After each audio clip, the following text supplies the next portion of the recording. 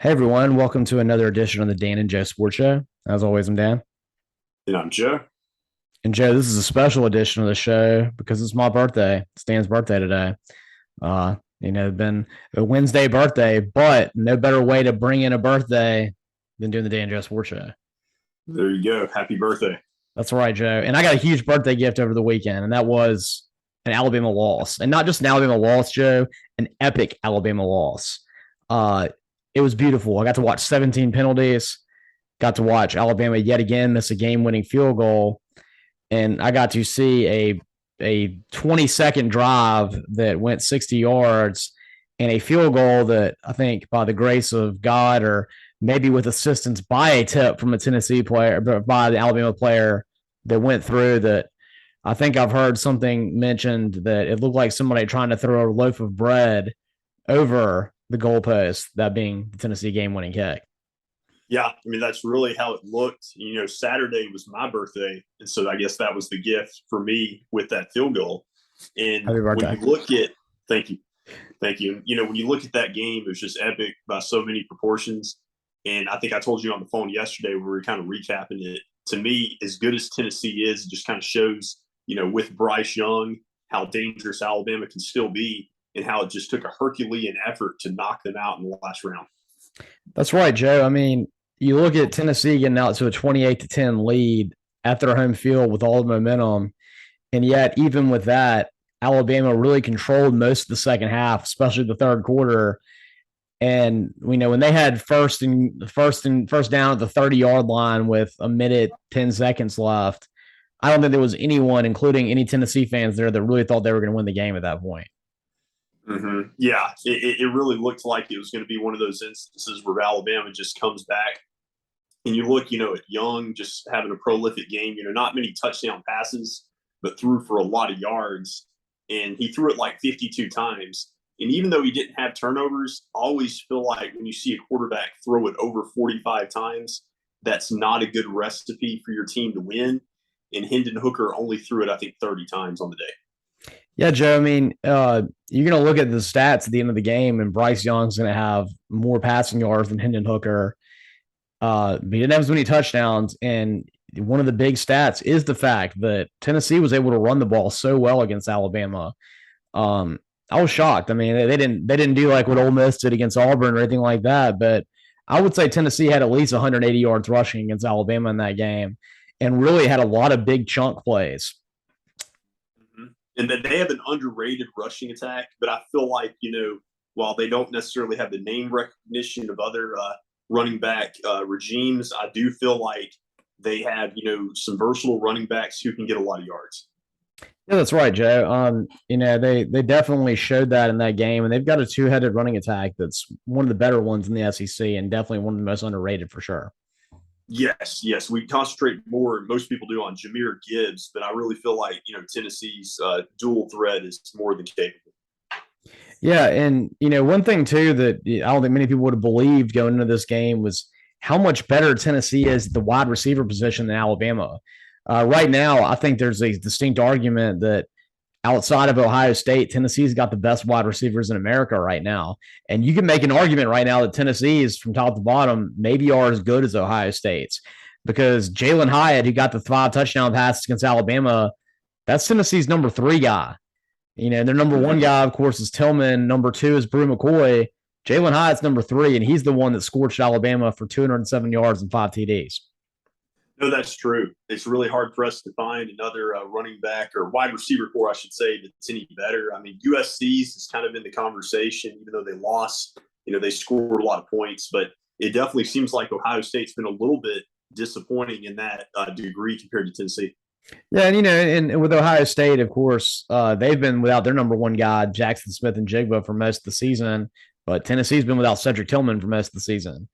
And, Ohio State's number 2 in Marvin Harrison Jr., I would say, is better than Brew McCoy. But certainly Jalen Hyatt is the best number 3 in America. I think so. And I don't think I've ever seen a stat line like what Jalen Hyatt ended up with. He had 6 catches, 206 yards, and 5 touchdowns. He caught 1 pass that was not a touchdown. No, that was unbelievable. That's a good point. Having 5 touchdown passes, like I can't think of many guys that have done that in college. No, I mean, I can never think of a game like that. The only one that I can think of that compares to it was a Jamar Chase in the first half against Oklahoma in the college football playoff semifinal when LSU won the national Yeah, championship. He may have had 5 touchdowns in that game.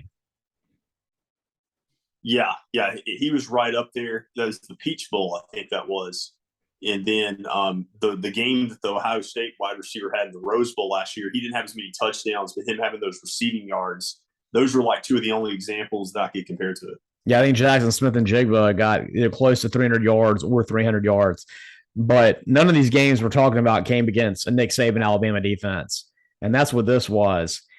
And, I was a Hendon Hooker fan going into this game, but seeing what he did, especially on that last drive of the game, I mean, that was something very few NFL quarterbacks can do. Yeah, I mean, I think that he's the surefire front runner like we talked about before for the Heisman Trophy. And this is a game, having 5 touchdowns, even running the ball effectively, leading his team to a win. This was his Heisman moment. Oh, 100%. I mean, he ended 15 years of misery for Tennessee fans in a rivalry that has always had peaks and valleys, and it's definitely a streaky rivalry. I mean, I think I remember at one point when I was a kid, Tennessee had won 11 in a row in this series. It's just always been like that. But in any rivalry, 15 in a row is almost unimaginable. I can't even imagine being a Tennessee fan and having lost to Alabama 15 times in a row. Right now, we're sitting at 2 in a row, and I'm upset as an Auburn fan. And I remember, I think the worst I ever had it was maybe like 4 years in a row with Nick Saban, but it's never been anything like what that was. And I also remember being on the other side of it when Auburn won 6 times in a row over Alabama, and that was just beautiful. So I mean, it's interesting to see that, and that game really just kind of had everything. You think about it from all the penalties against Alabama to game-changing penalties, which, I mean, I'm not used to seeing them call game-changing penalties against Alabama, and you saw it there. To miss field goals, to made field goals. I mean, then you almost, to top it all off, you almost had at the end of the first half a Hail Mary that ended up being a touchdown. I mean, that was very close, Tennessee was, to getting another touchdown right there at the end of the first half. Yeah, no, that's a good point. And to your point about the penalties, what did Alabama have, like 15 or 16 penalties? 17. So that's the second 17. time. Was it 17? 17 penalties. That's yeah. the second time this year we've seen them in a hostile road environment have a lot of penalties. When you think back to the Texas game that they really should have lost. Yeah, I mean, Joe, I think what we're seeing now is this is a good Alabama team that has a great quarterback that masks a lot of their weaknesses. Mm-hmm. Because you look at what he did against Texas on that last drive. He made that incredible move to not get sacked. And Bryce Young is what kept them in this game, too. Tennessee, I thought, did a great job holding down Jahmyr Gibbs in that game. They weren't running the ball very easily against Tennessee. And Bryce Young did a lot of show-stopping stuff where he was avoiding pressure all day. And some of those throws that he made were just next level. That touchdown pass he had where he ran up, he stopped at the line, froze everybody, then threw a touchdown pass to Cam Watson. It's one of the greatest things I've ever seen a college quarterback do. No, absolutely. And I think, building off that, I've told you before that I feel like this is a 3 or 4 loss, middle of the road Alabama team in the West if they don't have Bryce Young. 100%, Joe. I mean, this is a team that wouldn't even sniff the playoffs without Bryce Young. As it is, I mean, they're still not out of it. I would say the chances are pretty good they'll lose another game, but they still have a decent chance to, run the table and make the SEC championship and college football playoff. And they wouldn't even have a decent chance if it wasn't for Bryce Young. Mm-hmm. Right. One thing that I wanted to ask you about, Joe, and I've talked to other Alabama fans about this. When Alabama gets this first down at the 30-yard line, there'll be reference. Why do you think they didn't run the ball there? Because in my mind, you have a great kicker in Will Reichert. Will Reichert's an amazing kicker. I mean, I think last season, or 2 years ago, I think he missed either one or no field goals. Last year, he was still really good, and he's been on a little bit of a down streak this year, but still overall, he's one of the best kickers in America. And I thought once they got to 30, that was it. But at that point, Tennessee is just hitting it up on offense. They just had another touchdown pass to Jalen Hyatt. They've shown that they can move the ball really fast. Why on earth would you not run the ball, make them spend their timeouts, and run the clock down? And I think you could have even had a last-second field goal if you did that. No, that's a criticism I've heard as well, and I would concur with that assessment. The more you see football in this day and age with quarterbacks that are so prolific, like a Hendon Hooker, that can get the ball down the field at such a fast rate, if you give him, 15 seconds, that's too long. And I learned so much about that. I was always worried about that. But when I saw that Bills Chiefs playoff game last year in the NFL with 13 seconds, I'm like, any time is really too much time for these quarterbacks. And so, yeah, ideally, you want to bleed the clock all the way down and kick a field goal. Absolutely. I mean, if you looked at Will Reichert's kick too, I don't think it was one that would have been made if it had been closer, but he may not have tried to do as much with it. It was definitely one where he had kind of an inside-out fade to it, where actually I think if he had been 5 yards further away, it probably would have been good, weirdly, because of the way it was going. But I think maybe that's what he has to do when he has longer kicks, is have to do a little bit of that, inside-out fade he has. And so in my mind, it would have been a much easier kick. You get 10, 15 yards rushing it. At that point, I don't think there's any doubt he would have made it. Yeah, it's a higher percentage kick. And then at that point, if you bleed the clock down to 3 seconds and he misses it, worst case scenario, you're going to overtime. You don't give Tennessee an opportunity. Yeah, and you go into overtime, you got like Bryce Young's chances in overtime. I mean, and Alabama's defense had been very close to making some game-changing plays, and they had a defensive touchdown too. I mean, we can't forget that they had that bungled handoff between the running back and Hendon Hooker, and Dallas Turner for Alabama picked it up and scored a touchdown. These are things that can happen in overtime. The pass interference we referenced, that would have been game over if they didn't call pass interference with Kool-Aid McKinstry, returning that interception 60 yards in the end zone. And, it was that close to being over. But I do want to say I've heard a lot of people complain about the refereeing in that game. I thought that was a legitimate pass interference in the end zone there. I mean, it was one that, it was close, but I thought that was a fair call. If you think about pass interference as it's you putting your hands on someone and affecting the ability for them to go up and get the ball. And if you look at where that pass was, it was actually a perfect pass that if he doesn't grab him right here, he's going to catch that for a touchdown. Right. Or I think the narrative for a lot of people is the surprise that kind of call went against Alabama because historically it doesn't. Well, that's exactly what it is. And I will say that there probably were a couple times in that game where I thought Bryce Young got hit a little bit in ones that were debatably targeting that they didn't call. And I'll say that. But if you look at it, there were also a lot of instances where Alabama was holding really badly. They didn't call it. I thought that was while they called a lot of penalties against Alabama, I think most of them were pretty legit. I think it's evened out over the last 15 years. Yeah. Let's put it this way, Joe. They could have called 25 penalties against Alabama with 20 of them being bad, and it still wouldn't be even. So I think we're okay. There you go.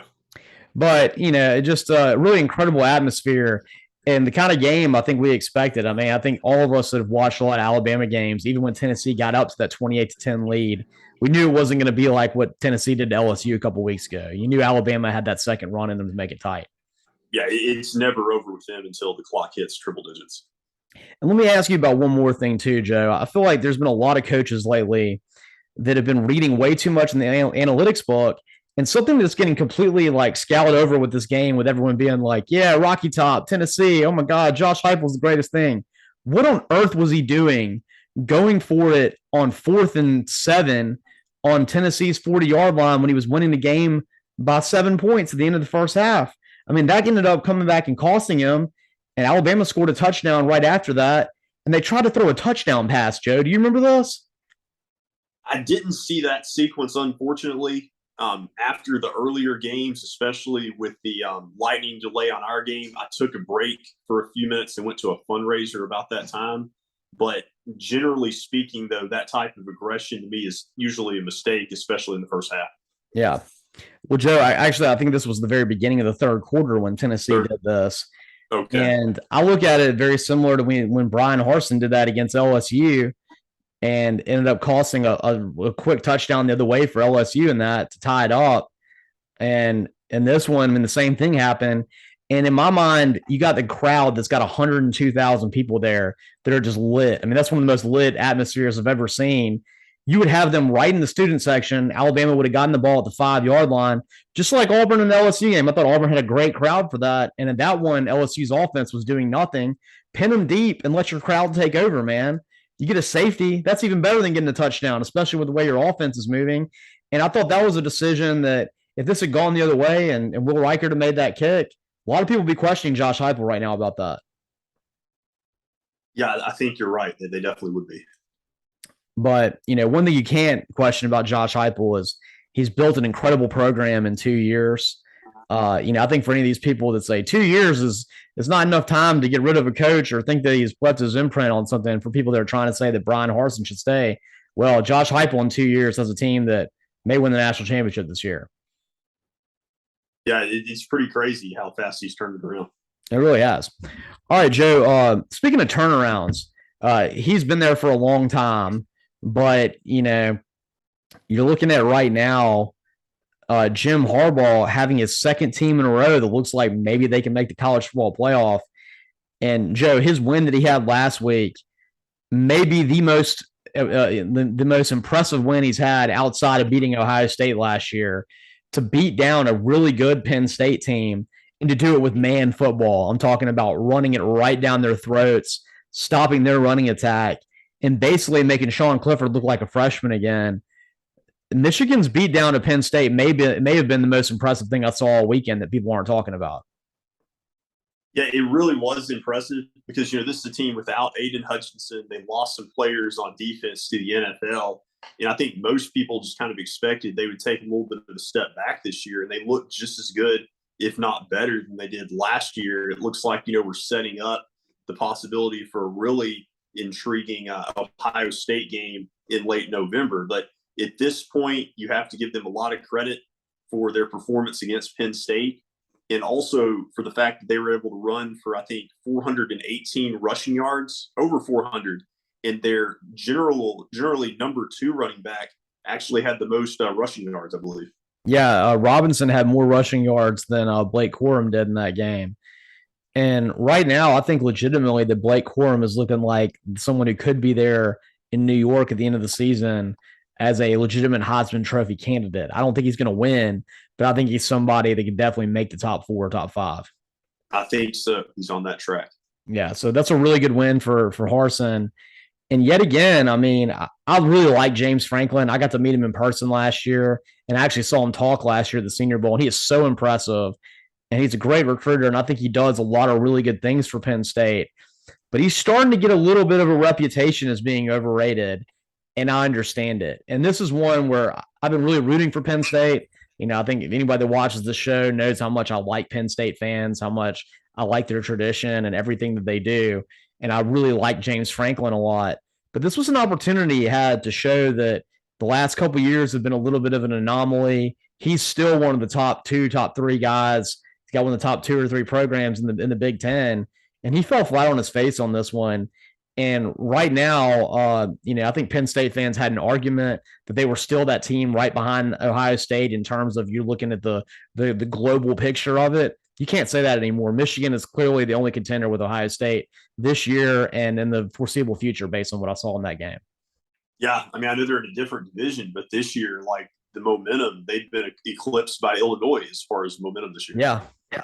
Well, they lost to Illinois last year in that, 7 or 8 overtime game. I don't know if Penn State's taken on Illinois this year, but based on the way Michigan was able to scorch Penn State with the rushing attack, I would probably think Illinois would win that game right now. Yeah, I would expect so.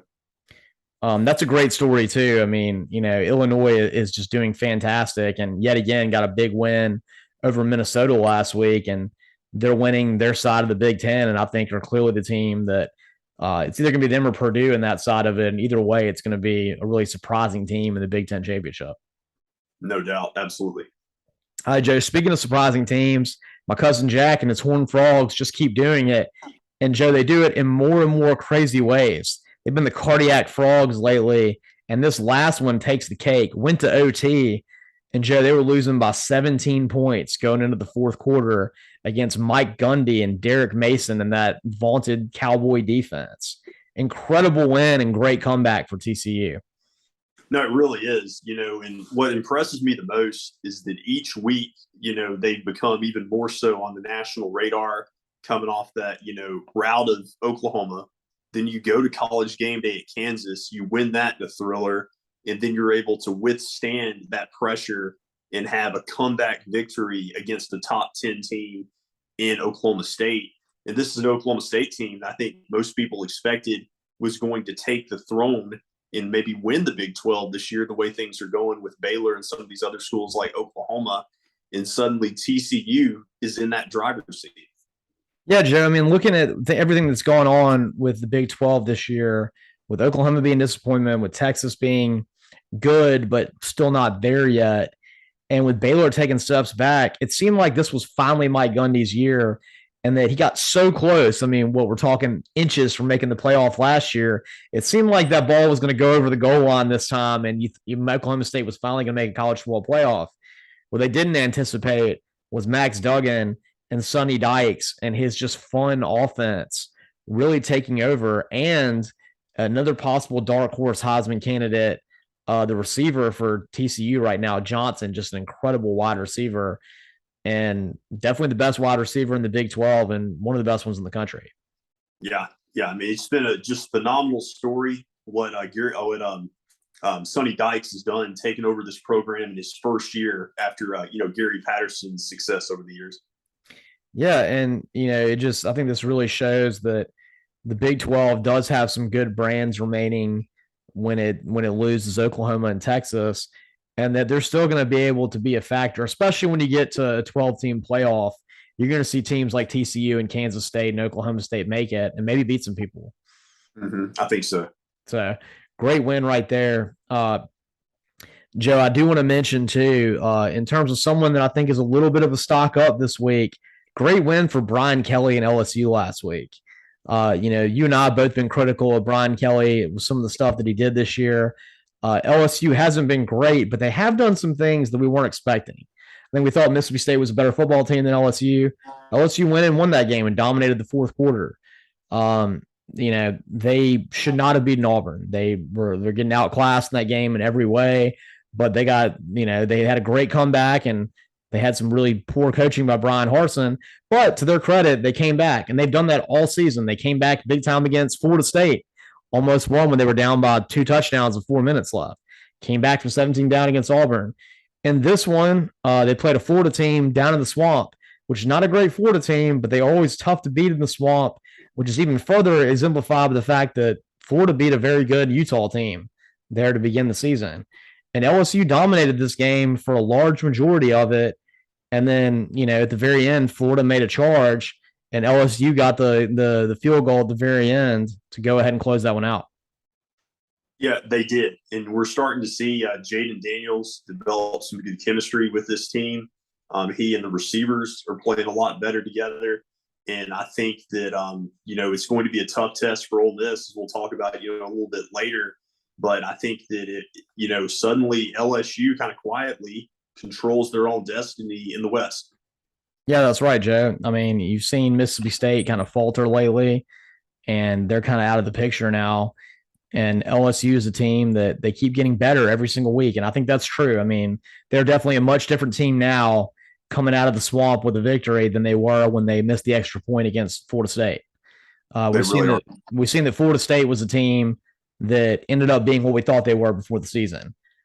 LSU is a team that is not what we thought they were before the season. I still think the verdict's very much out on LSU, but what they did do is they made some great comebacks, and they have now won 2 games in what are very difficult road environments. Not great teams, but teams that historically, when you look at the helmet, tough road environments. They went to Auburn and won in a night game when there was still a lot of interest.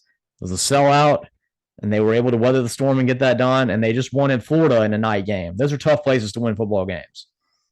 They really are. And, it says a lot about how Brian Kelly's, withstood a lot of the criticism and gotten this team, on the right track. And, Joe, I did want to ask you, I don't know if you got to watch the end of that game, but there was a very controversial targeting penalty against Florida, I thought, where it was one where he didn't hit him in the head. He probably hit him down here. it was one where he was just tackling a quarterback who had the ball. He released it, but Florida got an interception, would have had the ball at the 50-yard line with a chance to tie the game up in a game where they had scored 2 touchdowns in a row to get back in it. I think LSU was up 42-21. They had scored 2 touchdowns back-to-back. Anthony Richardson did to get his 42-35. Jaden Daniels throws an interception on this play, and they call targeting, and I thought it was a perfect tackle, and I thought it was a very terrible call. Yeah, that was another one I missed, unfortunately. Just in the grand scheme of things, there was so much on this weekend when it came, to college football, pro football, and playoff baseball. I just, with viewer fatigue, I just couldn't, watch everything I wanted to. Normally, Florida LSU is a game I want to watch at least some of, but I did miss that. But from your description, that does sound like a bad call. Yeah, it was one where Lawrence, which is on the defensive line for Florida, their best defensive lineman had been harassing Jaden Daniels all game, made what I thought was a very fair tackle, and now he finished it and drove through at the end. But it was one that I wouldn't have dreamed calling a targeting, and ended up being a play that won LSU the game because they threw an interception on that play. Florida would have had a chance tied up. Instead, that play alone got LSU into field goal range, ran a couple more plays, got a first down, and made the field goal that ultimately got them up by 10. Yeah, I got you. Very significant. But Joe, we mentioned earlier that going into this game, the best win that LSU had was against Mississippi State. Mississippi State had just been like a team possessed lately, beating up on A&M, destroying Arkansas. And Joe, what happened with them against Kentucky? That's unexplainable to me. Kentucky looked like a broken team after they just went out and got curb stomped by South Carolina the week before. I know they didn't have Will Levis, but Will Levis, I think, has been a very overrated quarterback this year, and not someone that I think is worthy of all the hype that he's getting. What is this Mississippi State team? And I can't put my finger on them. What are they? Well, it's tough to characterize because the story for me with them not scoring, I don't even think they scored more than 20 points. I think they only scored 17 in this game. I would have thought that their offense would have traveled better. I know, it was Arizona earlier in the season, kind of a middling Pac-12 team, but, they were able to light them up on the road. Mm-hmm. And so I thought that their act could travel to Kentucky and do better. This was a Kentucky team that looked like they were reeling. And so, yeah, the bigger story is just puzzled with Mississippi State's hollow performance. But I will say that Kentucky, I think, is a different team with Levis. I don't know if I necessarily believe the NFL hype to his name, but I do think the team seems to be a lot more dangerous. And we saw, they play so much better when he started. They do play better, but it seems almost like their defense plays better too. I feel like there's like a unified team when he's out there, but I don't think he himself is that great of a quarterback. It's a weird thing to try and explain, but I do feel like Kentucky seems like overall they raised their ability when Will Levis was out there playing for him. Yeah, he kind of reawakened them to some extent. And Joe, maybe some of it is just as simple as Chris Rodriguez is finally getting healthy. I know his first game back was against Ole Miss, and this would be his third game back, but he had 197 yards rushing against a good Mississippi State defense, and that makes up for a lot of it right there. I mean, when you got a running back that's almost got 200 yards, it takes a lot of pressure off the quarterback. It really does. And State just does not have a running back with that type of capability, and that hurts them in matchups like this when their offense, as far as the passing game, stalls. Yeah, that's right, Joe. I mean, they're very much a rhythm-based team. When Will Rogers is having a rough game, they can lose to pretty much anybody. Now, of course, when he's having a showstopper game, they can go out there and hang with Tennessee or beat Alabama or something along those lines. But they definitely didn't show that this week. And I feel like you and I both had fallen into the trap of believing that Mississippi State was real. I've lost every bit of confidence in them after this one. Yeah, I kind of have too. Looking at the rest of their schedule, I think maybe they win one or two more games. They got an easy game, I think, against East Tennessee State in November. But outside of that, I mean, it's really going to be tough sledding because on paper they're not a good matchup against a lot of these teams like Alabama and even Ole Miss. Yeah, I mean, you look at I think in the last 2 years when Mike Leach has been there, they've scored 10 points grand total against Alabama. We'll preview this one in the next episode, but hard for me to imagine them winning a game against a very angry Nick Saban team next week. And You look at the remainder of the schedule. I think that they're going to have some difficulties, of course, with Ole Miss. I think that Ole Miss's defense is going to give them a lot. And to be honest, I think they might lose to Auburn. That might be the one game that Auburn wins the rest of the year, because one thing that Auburn does do well is they have a very good pass defense. Now the rush defense is shown that it's not very good, which we'll talk about next episode too.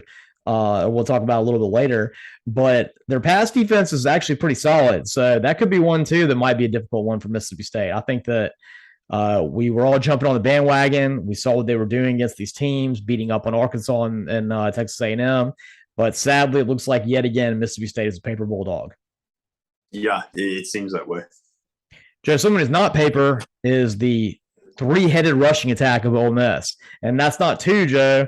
That's if you watch the Lane Kiffin video, 1, 2, 3 rushers they had against Alabama, against Auburn, that all had over 100 yards, from Quinshon Judkins to Zach Evans to even Jackson Dart getting over 100 yards. And I mean, just an incredible performance by the running backs for Ole Miss. But yet again, Joe, I think this highlights to a large degree the awful recruiting of Brian Harsin. Quinshon Judkins played at Pike Road, which is 35 minutes from Auburn. By all accounts, he wanted to go be an Auburn football player and running back his entire life, and Brian Harsin and his staff never talked to him a single time. Yeah, that's definitely a travesty and a huge miss, because he's one of those guys that, even as a freshman, quietly already having double-digit touchdowns. I think he's got 650 rushing yards. I mean, he could be a Heisman finalist, the way things are going, if Ole Miss continues this trajectory. So, yeah, that's definitely a big miss. But, Ole Miss is about to find out, if they're for real with the latter part of their schedule, because it's really going to get, real at this point. But what's impressed me so far and what continued to impress me against Auburn is their ability to win games in so many different fashions. Mm-hmm. The week before against Vanderbilt, it was the passing game with over 400 passing yards and Mingo setting a record for Ole Miss. And then this week, it was 448 rushing yards, Mingo not even having a catch. Yeah, Joe, and that was fascinating to me. I thought that Ole Miss would be able to run it on Auburn. I didn't think it was going to be like that. And, I mean, seeing Jackson Dart get over 100 yards was something that I haven't seen yet. And that could be something that, let's say they do have a game against Alabama with the SEC West on the line, or if they somehow win it and take on a team like Georgia in the SEC Championship, having a quarterback to add into 2 really great running backs that can do that, that adds a whole nother layer to your offense. Yeah, and that's what makes him dangerous. He's got to clean up the mistakes, but, he really does display that dual threat ability when he's going. That's right. And, Joe, you were talking about Judkins. Right now, he's got 11 touchdowns, and that's leading the SEC, Joe. So right now, Quinshon Judkins has more touchdowns than any player in the SEC, and that includes Jalen Hyatt, who had 5 touchdowns in his last game against Alabama. So that's really impressive right now. And I think that, I don't know about Judkins being there in New York at the end of the season, but I certainly think he is a front runner and probably will win SEC Freshman of the Year this year. Well, I think if he keeps it up, he would deserve to be in New York. Whether they, give him that opportunity, we'll see. But I think he would deserve it. And Zach Evans, has had almost as dominant of a season, but because he plays on the same team as Judkins, he may be just as good almost, but, he doesn't get the recognition. But he's, been very important as well. That's right, Joe. And I think it also needs to be mentioned how great of a game I thought Lane Kiffin coached against Auburn. Auburn was not a great team, but it was one that had beaten Ole Miss 6 times in a row. There was definitely a psychological edge there.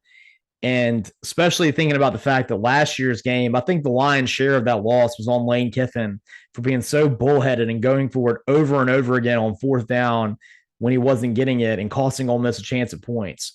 And it was interesting to me that the game started off and Lane Kiffin did it again. He went for it on 4th down and got stopped. But yet you saw later in the game, he made some really intelligent coaching moves by not going for it, by taking points when he needed to.